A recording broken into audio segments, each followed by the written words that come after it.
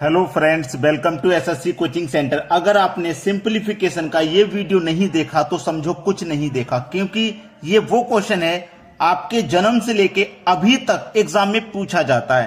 तो ये टॉपिक आज आपका क्लियर हो जाएगा, वीडियो को पूरा देख लीजिए। चलिए स्टार्ट करते हैं। पहला क्वेश्चन 1/2 प्लस 1/6 प्लस 1/12, इसी तरीके से चलते जा रहे हैं हम। अब देखिए यहाँ पे 1/2, 1/6, 1/12, 1/20, 1/30 इस तरीके से है। इसका मान हम कैसे बता पाएंगे? यहाँ पे जो नीचे में दिया गया है 2, मैं इसको क्या लिख सकता हूं? 1 गुने 2, फैक्टर कर लिया इसका। 6 को मैं क्या लिख सकता हूं? 2 गुने 3। 12 को क्या लिख सकता हूं? 3 गुने 4। 20 को क्या लिख सकता हूं? 4 गुने 5। 30 को क्या लिख सकता हूं? 5 गुने 6 लिख सकता हूं। अब मुझे यह मालूम हो गया कि इन दोनों में एक का अंतर, इन दोनों में एक का अंतर, इन दोनों में एक का अंतर, इन दोनों में एक का अंतर, इन दोनों में एक का अंतर, यानी कि जो हमने गुणनखंड किए हैं, जो फैक्टर किए हैं, उनमें एक का अंतर है। और इसी तरीके से अंतर जब चलता जाएगा चलता जाएगा चलता जाएगा, ठीक है, इसी तरीके से एक एक के अंतर में जब आपके फैक्टर होंगे तो आपका आंसर क्या होगा? बहुत अच्छा सवाल है, बेहतरीन क्वेश्चन इसे कहते हैं। आपका आंसर क्या होगा? जो लास्ट वाली संख्या है ना, उसमें 5 आ जाएगा ऊपर और लास्ट वाली संख्या आ जाएगी 6 नीचे। बस हो गया आंसर। बताइए, 1 मिनट से कम समय में आप कर नहीं पाओगे क्या? क्योंकि हमारे एग्जाम की तैयारी ऐसी होनी चाहिए कि 1 मिनट से कम समय में आंसर आ जाए। और मैं आपको बिल्कुल वही टॉपिक बता रहा हूं कि 1 मिनट से कम समय में आंसर लेके आ जाओगे आप। समझ में आ गया? चलिए अब देखते हैं अगला सवाल। अगला सवाल है 1/2, 1/6, 1/12, 1/20, 1/30, 1/42। अभी जो हमने पिछला क्वेश्चन देखा था बिल्कुल वैसा ही है, यहां तक तो एक स्टेप आगे बढ़ गया है। चलिए, 1 गुने 2, 2 गुने 3, 3 गुने 4, 4 गुने 5, 5 गुने 6, और ये क्या हो गया? 6 गुने 7। सभी में आपको पता है एक एक का अंतर है। पिछले क्वेश्चन में हम चेक कर चुके हैं, एक एक का अंतर है। ठीक है, तो हम जहां लास्ट में जा रहे हैं ना, वही संख्या तो आएंगी। तो ये 6 आ जाएगा ऊपर और सबसे लास्ट वाली आ जाएगी नीचे। सवाल खत्म हो गया। अब इस प्रश्न में क्या आपको पेन और पेपर की जरूरत है? मुझे तो नहीं लगता पेन और पेपर की जरूरत है।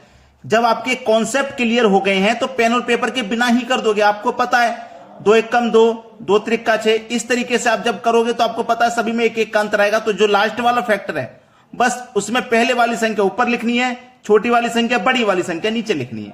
ये आपके सवाल का आंसर है। देखो किस ऑप्शन में मिलेगा? पहले ही ऑप्शन में मिल जाएगा। ये बिल्कुल सही जवाब। चलिए अब देखते हैं अगला सवाल। अगला प्रश्न है 1/2, 1/6, 1/12, 1/20, 1/30, 1/42। तो हम पिछले क्वेश्चन में देख चुके थे, यहां से लेके यहां तक 42 तक का क्वेश्चन था। इस बार 2 स्टेप आगे बढ़ गए। इन स्टेपों को मैं देखूंगा। यहां पे लास्ट में कौन सा स्टेप था? 6 गुने 7, 6 7 42। यहां क्या है? 7 8 56। और यहां पे क्या है? 8 9 72। एक एक का अंतर है, एक एक का अंतर है। और इससे पहले भी अगर हम फैक्टर करेंगे तो उन सभी में एक एक का अंतर ही आएगा, क्योंकि हम चेक कर चुके हैं पहले 2 सवालों में। तो ऐसा क्वेश्चन जब भी रहे, क्या करना है? पेन और पेपर की जरूरत नहीं है। अब तो कॉन्सेप्ट क्लियर हो गया। जो लास्ट में फैक्टर है उसमें छोटी संख्या को ऊपर लिख देंगे, बड़ी संख्या को नीचे लिख देंगे। ये हमारा आंसर हो जाएगा। पहला ऑप्शन सही हो जाएगा। अगर ऐसी ट्रिक को आप लाइक नहीं करोगे, शेयर नहीं करोगे, तो सभी बच्चों तक ट्रिक कैसे पहुंचेगी? भाई आप वीडियो को देख रहे हो, आपको लाइक करना है और वीडियो को शेयर करना है। अब देखते हैं अगला सवाल। अगला प्रश्न है, अब इस प्रश्न में देखो 1/2, 1/6, 1/12 कहां तक जा रहे हैं? पिछले क्वेश्चन में हम 72 तक गए थे। 42, 56, 72 तक गए थे पिछले क्वेश्चन में। 72 तक हमने देख लिया। एक एक का ही अंतर आएगा फैक्टर करने में। और यहां पे देखो इसका क्या आया था? 8 9 72। इसका क्या आएगा? 9 10 90। इसका यही तो आएगा। अंतर देखो एक एक का ही है, दोनों में अंतर एक एक का है। तो जो छोटी संख्या है उसे ऊपर लिख देना, जो बड़ी संख्या है उसे नीचे लिख देना। पहला ऑप्शन हो गया सही जवाब। कॉन्सेप्ट क्लियर हो गया? कमेंट करके बता देना। अब देखते हैं अगला सवाल। अगला प्रश्न है, प्रश्न को जब आप देखोगे तो प्रश्न में थोड़ा सा चेंज मिलेगा। 1/9 पहले आ गया, उसके बाद में 1/2, 1/6, 1/12, बिल्कुल उसी तरीके से हम जा रहे हैं 72 तक। तो हम 1/9 को अलग लिख लेते हैं। इसको जो पहले दिया गया हमने उसको लिख लिया। उसके बाद प्लस का साइन है, प्लस को लिख लिया, और यहां से लेके यहां तक ये हम पहले ही चेक कर चुके हैं। ठीक है, कर चुके हैं कि नहीं भाई? 1 के बटे में 2, 1 के बटे में 6, इसको हम 72 तक पहले ही चेक कर चुके हैं। 56 तक हो, चाहे 42 तक, चाहे 72 तक हो, चाहे इसके बाद 90 तक हो, हम चेक कर चुके हैं। ठीक है, कर चुके हैं ना? तो लास्ट वाला ले लो। लास्ट वाले का क्या फैक्टर आएगा? 8 निम 72, जिसमें से हम क्या करते हैं, छोटी वाली संख्या को ऊपर लिखते हैं और बड़ी वाली संख्या को नीचे लिखते हैं। और 1/9 हमारा पहले था, इसका पूरे को हम क्या करते हैं, इतना लिखते हैं, तो इसको बस जोड़ देना है। 8 और 1 9, और 9 और 9 का एलसीएम 9, यानी कि 9 से 9 डिवाइड हो जाएगा 1 टाइम में, आपका आंसर आ जाएगा 1। हो गया ना सभी को क्लियर? इस तरीके का सवाल अगर थोड़े से चेंज करने के बन जाए तो आप उसे बना पाओगे। एक और क्वेश्चन लिया गया है ताकि आपको अच्छे से समझ में आ जाए। अब देखते हैं अगला सवाल। अगला प्रश्न है, प्रश्न देखो, 1/11 अलग दिया गया है, उसके बाद 1/2, 1/6, उसी तरीके से हम जा रहे हैं 72, 90, इस बार 110 तक। तो देखो 1 के बटे में 11, इसको तो मैं अलग लिख लूंगा, प्लस का साइन है, प्लस लिख लूंगा। और इसको हम करके देख चुके हैं 90 तक। 90 तक कर लिया था हमने। 9 गुने 10 90, और 110 का क्या होगा, 10 गुने 11 110।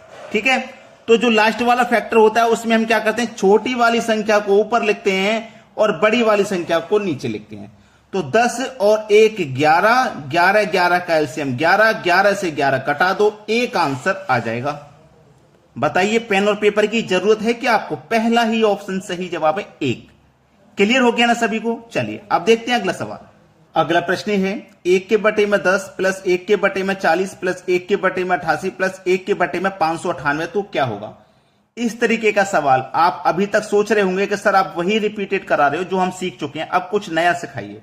देखिएगा, नया जब सीखेंगे आप तो यहां पे देखो 1 के बटे में 10 है, तो उस 10 के फैक्टर हम क्या कर सकते हैं, 2 गुने 5 कर सकते हैं ना।